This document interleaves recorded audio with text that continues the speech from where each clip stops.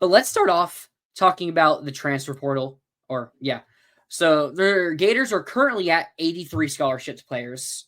Mm-hmm. We got predictions to land safety transfer Adrien Maddox out of UAB. Georgia has been talking a lot about him. Earlier today, a Georgia fan site even posted an article talking about how they expect to probably land him within the days or so. But then he gets predictions earlier today to transfer to Florida. This is a big get, or would be a big get for the Gators, especially if you're getting him over Georgia, because Georgia loses their 2 starting safeties, and Malachi Starks and Dan Jackson. Malachi Starks being a projected first-round pick, and then Dan Jackson being a senior veteran on that Georgia defense.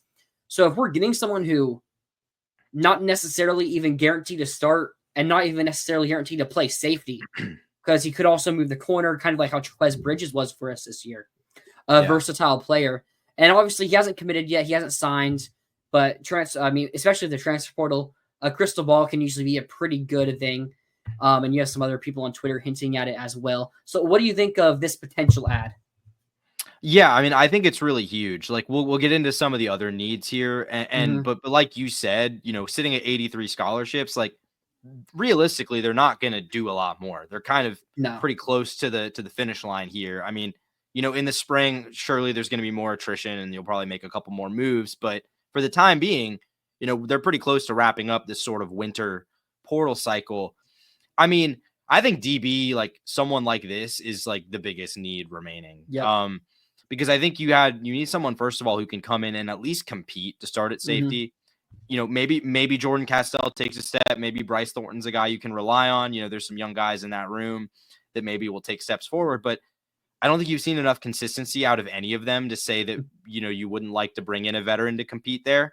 And like we've talked about, corner depth is pretty concerning when you consider the fact that guys like Devin Moore, Devin Moore's a good player, but has struggled to stay healthy here. So, a guy that you could hopefully, slide into play at corner if you needed to because of injury or something like that would be nice. Not ultra productive. This was his first year at the FBS level, transferred up from Alabama State. Yep.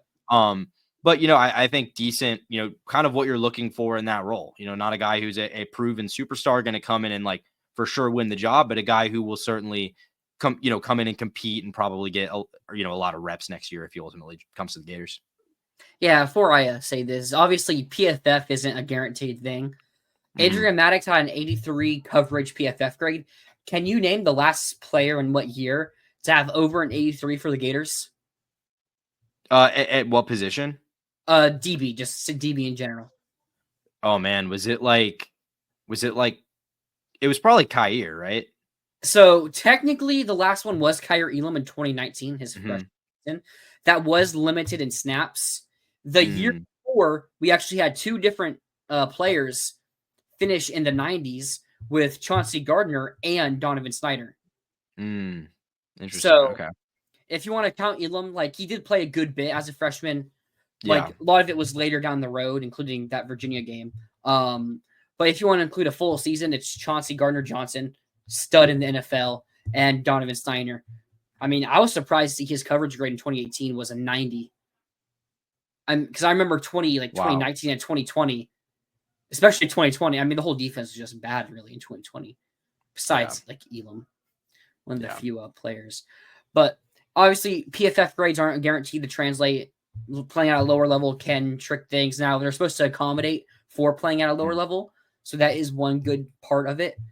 But I hope if he does end up coming here, that does translate. And we have our best safety since Chauncey Gardner and Steiner, technically, in 2018. But you do have young guys like Bryce Thornton and Jordan Castell. They're still, only year 2 players going into year 3 now, so there are going to be more veteran players on the roster. So they can still develop.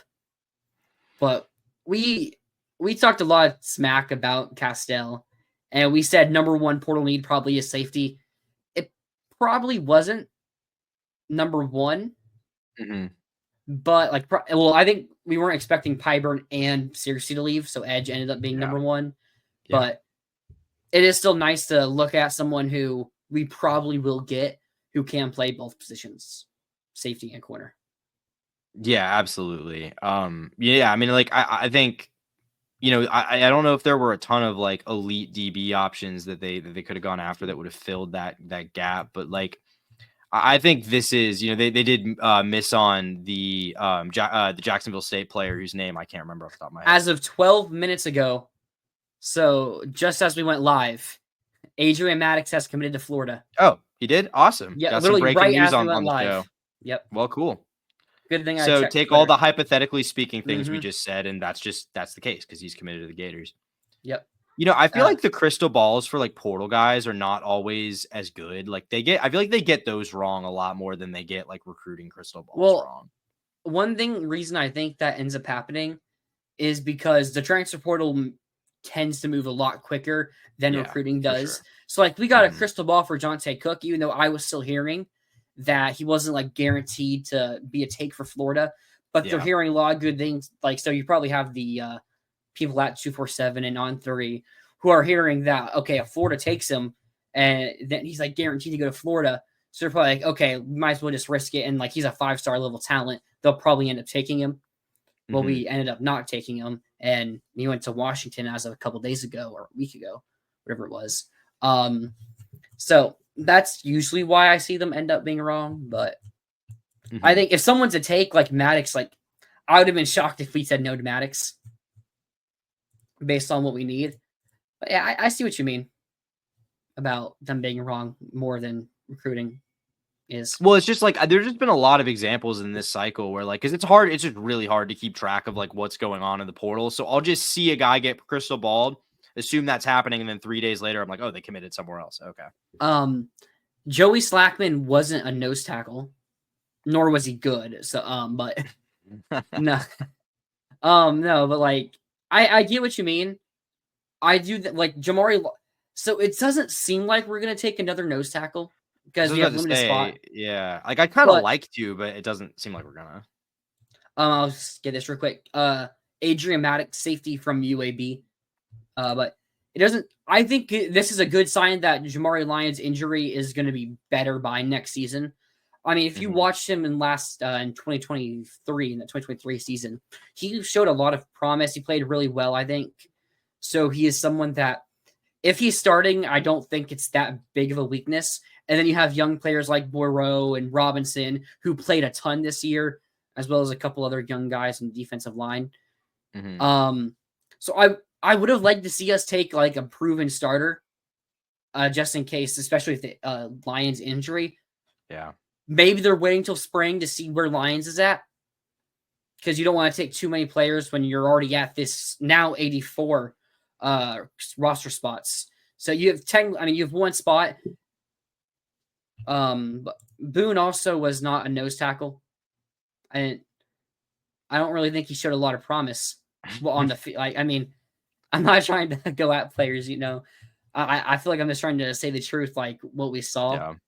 Like, there's a lot of players. There's 85 players on the roster, so it's real easy to get players mixed up. But from my mind, I don't think Boone showed a lot of promise. Like, he showed some promise, like the Kentucky game in that 2022 season where he just flat out destroyed Will Levis. But I don't know if we really saw much from him outside of that. Yeah, I mean, I think it's pretty obvious here that like they're relying, like their plan at defensive line. I mean, maybe not entirely like the plan from the jump because they were in on Silvers, didn't work out. But I think it's pretty clear they're relying on development here for the interior of the defensive line, and that's just, I mean, frankly, that's going to be one of the bigger gambles they take this offseason. Because I think the interior of the defensive line was so key to how well the defense was playing down the stretch. That if you want to see that progress continue, I think you got to really hope someone's going to step up into that Cam Jackson role. Yeah, right here. Oh, sorry, finish. No, that wasn't really all I had to say. Tarvis Brown, JUCO transfer, who's supposed to be in 2025 class. He did play in the bowl game. Let me double check I'm gonna see how many snaps he played in that bowl game. But I know he ended up playing in the bowl game. I mean, the whole defense played well in that game, besides like Jamarcus Weston. I mean, but he's someone who's played at like every position on this team. So I can really excuse him not playing great. He's more of a special teams guy. 1 second here. Oh, wrong thing. Florida to Tulane defense. Tarvis Brown played. I mean, like everyone played in that game. Yeah. He ended up playing 18 snaps, a 41.7 grade. So, yeah. I mean, he is a JUCO transfer redshirt. I know they took him solely on potential. So if he is going to develop, it would be this offseason, really. But I don't know if we're really counting on him for that. Boone was a dog before the injury. Didn't he get injured in that 2022 season, like early on, like after that Kentucky game or something? Well, he had his injury. He got injured in fall camp in 2023. I remember that. Like, I don't remember seeing him much in 2022 except for that one sack against Kentucky. So, I don't know. There were moments, like, I was really high on Boone going into last season, going into 2023. I thought that was going to be a big year for him. And I really still think that his injury in camp derailed the defense significantly because they did not have the personnel to replace him. No, they did not. But what are other positions you would like to see us go after with those last few spots? Yeah. I'd still like to see us get a offensive tackle. Honestly, like I think that I think could you be it's a lot to me, it's a lot like defensive tackle where it's like, could you be okay going into next season with what you have? Maybe to even probably but I think I would love to go get a more proven veteran there because I think it's just very important that you get that side of the offensive line right this year. I mean, like maybe it's too much to ask Elijah Pritchett, the starting Bama tackle that just entered the portal. I don't know if we're going to be aggressive for someone like that. I'm just going to say his his numbers are just horrible, PFF and stats wise. Like there's a reason he left Bama, so he probably got benched. Like I doubt that's where we'd go. Okay. He gave up like 31 pressures and 6 sacks, and his grades were like in the 40s. That's tough. Yeah, So, I mean, I don't know. It's also just a tough position to portal in general. I mean, even like Crenshaw Dixon was definitely a flyer, taking a flyer there. And that worked out okay. Like I'm not going to say it was like a great pickup, but it was fine. I mean, compared to other like players in the portal, he probably ended up being one of the best offensive tackles you could have gotten in the portal. Yeah. Like unless you're talking, I don't even remember who. Were there any? No, I just don't think he really stood out for either good or bad reasons this year. I mean, I think he played really well for what he was. Like that's what we're doing here. We're trying to find someone who is good for what they are. Yeah. Like we're very likely not going to get an elite offensive tackle in the portal, or are you ever? So it's like if you can just get a solid player who's not going to make your team worse, then that's pretty much a win. But then you look at the guys we have on our roster still, like Caden Jones, I've heard a ton about during the preseason and throughout the season. Like he's someone that might start next year if we don't end up getting a guaranteed starter at transfer. Yeah. Then you still have like Fletcher Westfall, who was a 4-star guy. He had some videos from the Tulane game going on of him playing pretty dominant against that Tulane defense and a little bit of snaps he had. Then you also have Marcus Maskell, another 4-star tackle. So as you were saying, it's like the D tackle spot. Maybe less proven because Lyons, when he did play, we've seen him play and he played pretty well. But there's also another one, Devin Manuel. He still has another year. He is someone who has a year of starting in the SEC. Yeah. Like we saw a little bit of him at left tackle behind Barber, where he probably played a bit too much. But maybe at right tackle, he ended up sitting for most of the season due to injuries. He hasn't entered the portal, so we can't enter the portal at this point. And I don't know if he just graduated and moved on. So I think I saw that he has another year of eligibility. So he is maybe that guy that they're kind of the veteran in the room that they're like, okay, you have to beat him out if you want to start to these young players. Yeah. I mean, we'll see what they go from there. Another position, corner. We talked about a DB. I had it written down before Maddox committed. So now it seems like Maddox is that Turquoise Bridges, someone who can play both safety and corner. Yeah. So at this point, I'd be pretty shocked if we did get a corner in the portal. But that puts us, so we're at 84 scholarships now, right? Yes. Okay. And so I'd be pretty shocked if we got to another portal, but we've talked about it. Devin Moore. It's not even if he gets injured. It's like when and how long will he be injured for. I'd be really shocked if he played 12 out of 12 games next year.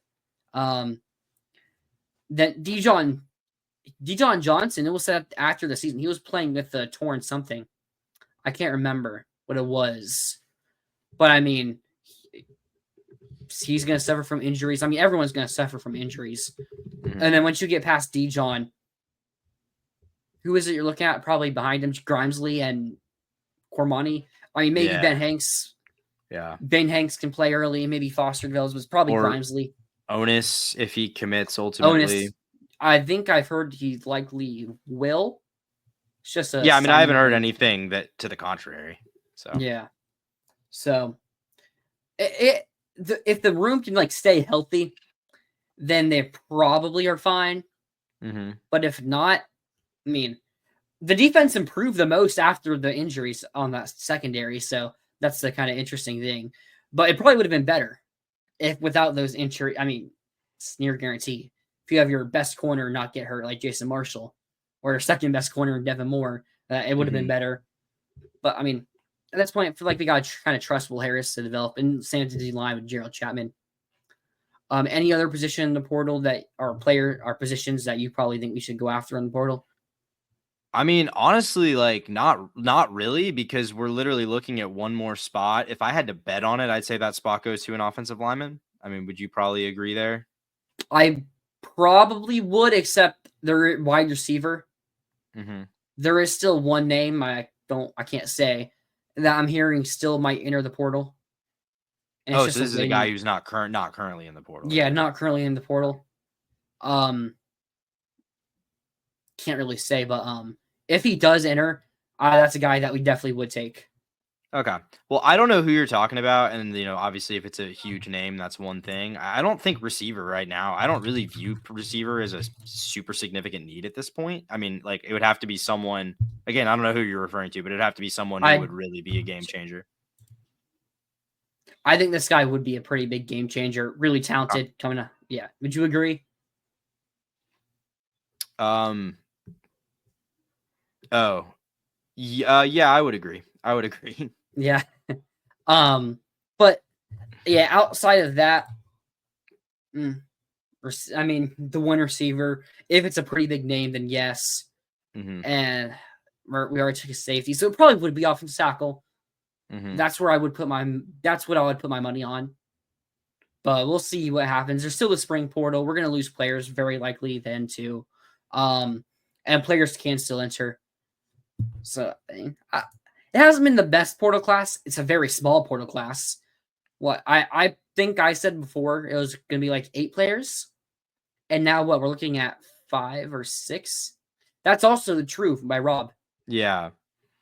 I would say the only thing I would say, like, yeah, you're 100% right. It does seem like, though, Billy is wanting to keep this right around the 85 going into the spring, just based on the level of aggressiveness and how many guys they're targeting.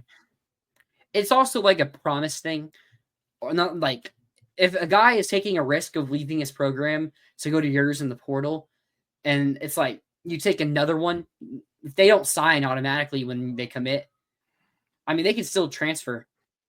Because if you're taking a receiver and it's like, okay, you're probably going to be a starter competing with this room, but then you end up taking someone better than him, and then he has to stay until the spring class where he may not have a spot on another roster. It's like if he gets beat out here and he's like the 4th string receiver when he could have been like the 2nd string at FSU or Miami, then that player's kind of in a position of, well, it's either I go to a lower level so I can guarantee start, or I just kind of ride the bench and try to maybe work my way up, even though they kind of already fell down a bit. And I mean, sometimes you have to be you have to do bad things in college football to make it work. I mean, some words I can't say on here, but like we've seen coaches make douche moves, and it's like sometimes you have to do that. Billy doesn't seem like he is that type of coach. Yeah. So, well, especially now, because I think like there were definitely some guys that were culture-based departures, I guess would maybe be the nice way to say it, early on. I don't think we need a middle linebacker at all. Yeah, I think linebacker. I mean, linebacker's a pretty strong position, I think.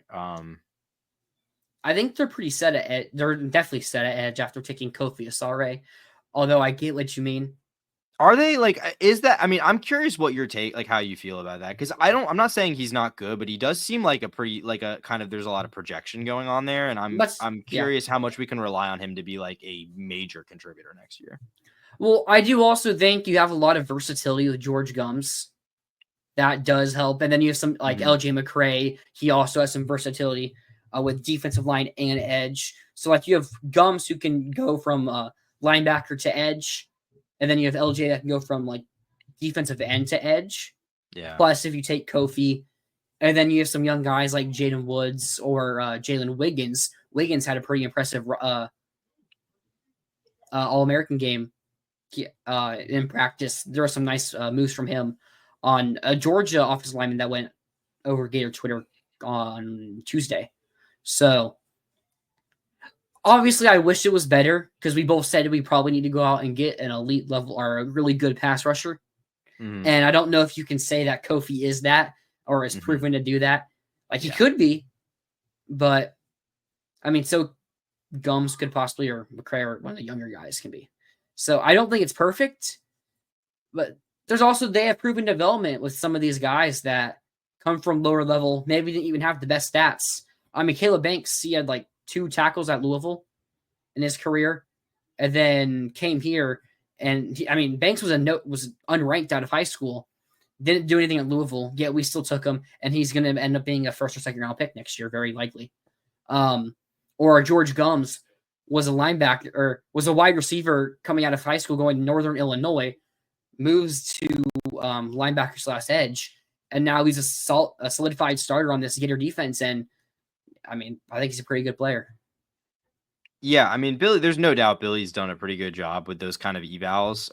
Like credit where it's due. I just also think you're playing a dangerous game if you like assume you're going to get that. That's again, yeah, that's a fair point.